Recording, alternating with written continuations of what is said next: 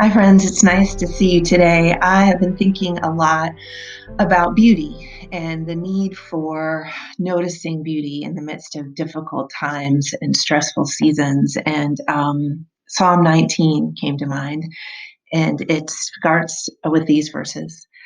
The heavens declare the glory of God. The skies proclaim the work of God's hands. Day after day, they pour forth speech.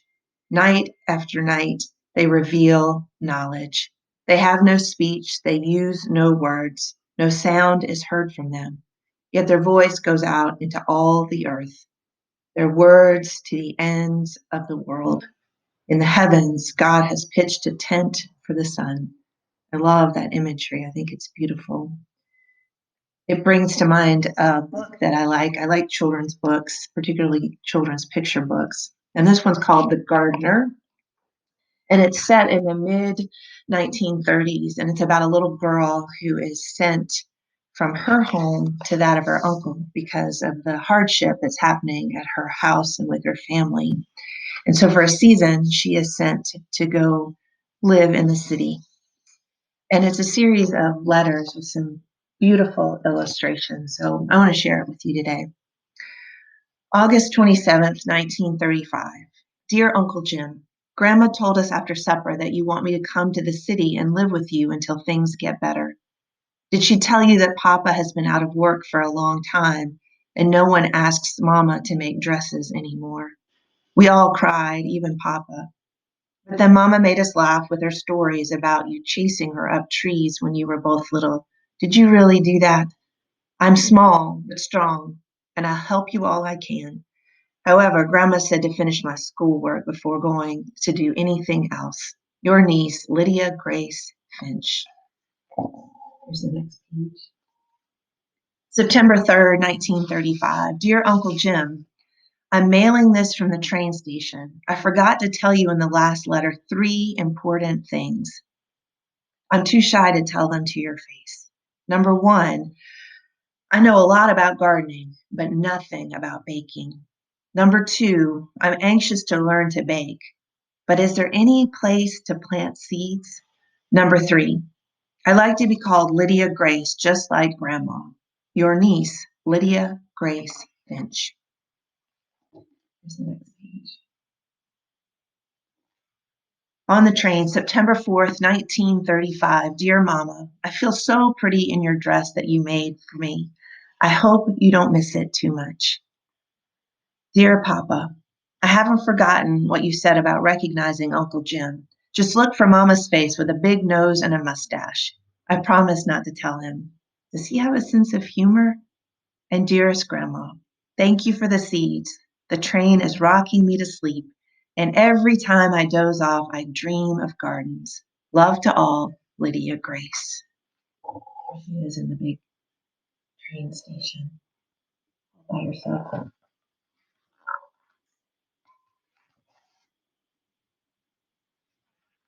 September 5th, 1935. Dear Mama and Papa and Grandma, I'm so excited.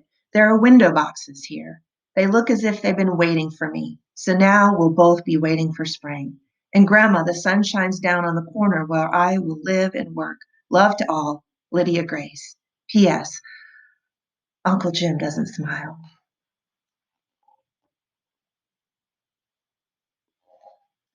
December 25th, 1935. Dear Mama, Papa, and Grandma, I adore the seed catalogs you sent for Christmas. And Grandma, thank you for all the bulbs. I hope you received my drawings. I wrote a long poem for Uncle Jim. He didn't smile, but I think he liked it. He read it aloud, then put it in his shirt pocket and patted it. Love to all, Lydia Grace. February 12th, 1936. Dearest Grandma, thank you again for those bulbs you sent at Christmas. You should see them now. I really like Ed and Emma Beach, Uncle Jim's friends who work here. When I first arrived, Emma told me she'd show me how to knead bread if I would teach her the Latin names of all the flowers I know. Now, just half a year later, I'm kneading bread and she is speaking Latin. More good news. We have a store cat named Otis, who at this very moment is sleeping at the foot of my bed. Love to all, Lydia Grace. P.S. Uncle Jim isn't smiling yet, but I'm hoping for a smile soon. March 5th, 1936. Dear Mama, Papa, and Grandma, I've discovered a secret place. You can't imagine how wonderful it is. No one else knows about it but Otis. I have great plans.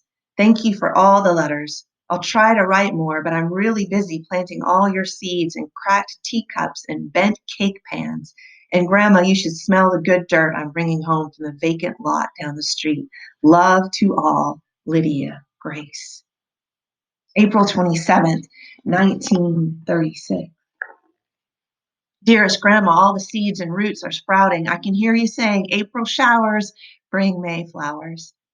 Emma and I are sprucing up the bakery, and I'm playing a great trick on Uncle Jim. He sees me reading my mail, planting seeds in the window boxes, going to school, doing my homework, sweeping the floor, but he never sees me working in my secret place. Love to all, Lydia Grace. P.S. I'm planning on a big smile from Uncle Jim in the near future. May 27th, 1936. Dear Mama, Papa, and Grandma, you should have heard Emma laugh today when I opened your letter and dirt fell out onto the sidewalk. Thank you for all the baby plants. They survived the trip in the big envelope. More about Emma. She's helping me with the secret place. Love to all, Lydia Grace. P.S. I saw Uncle Jim almost smile today. The store was full, well, almost full of customers. June 27th, 1936. Your grandma, flowers are blooming all over the place. I'm also growing radishes, onions, and 3 kinds of lettuce in the window boxes. Some neighbors have brought containers for me to fill with flowers, and a few customers even gave me plants from their gardens this spring. They don't call me Lydia Grace anymore. They call me the gardener. Love to all, Lydia Grace. P.S. I'm sure Uncle Jim will smile soon. I'm almost ready to show him this secret place. July 4th, 1936. Dearest Mama, Papa, and Grandma, I'm bursting with happiness. The entire city seems so beautiful, especially this morning. The secret place is ready for Uncle Jim. At noon, the store will close for the holiday, and then we'll bring him up to the roof. I've tried to remember everything you taught me about beauty. Love to all, Lydia Grace. Yes, I can already imagine Uncle Jim's smile.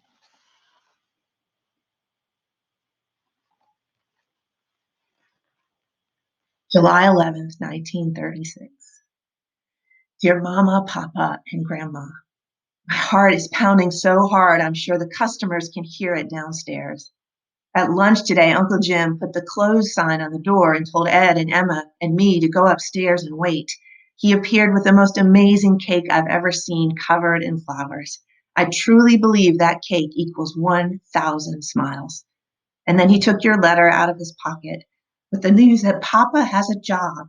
I'm coming home. Love to all and see you soon, Lydia Grace. P.S. Grandma, I've given all my plants to Emma. I can't wait to help you in your garden again. We gardeners never retire. I hope this story reminds you to notice beauty and to give thanks for it and to share it and to be gardeners of beauty and gardeners of grace and gardeners of mercy and compassion and love. Peace be with you.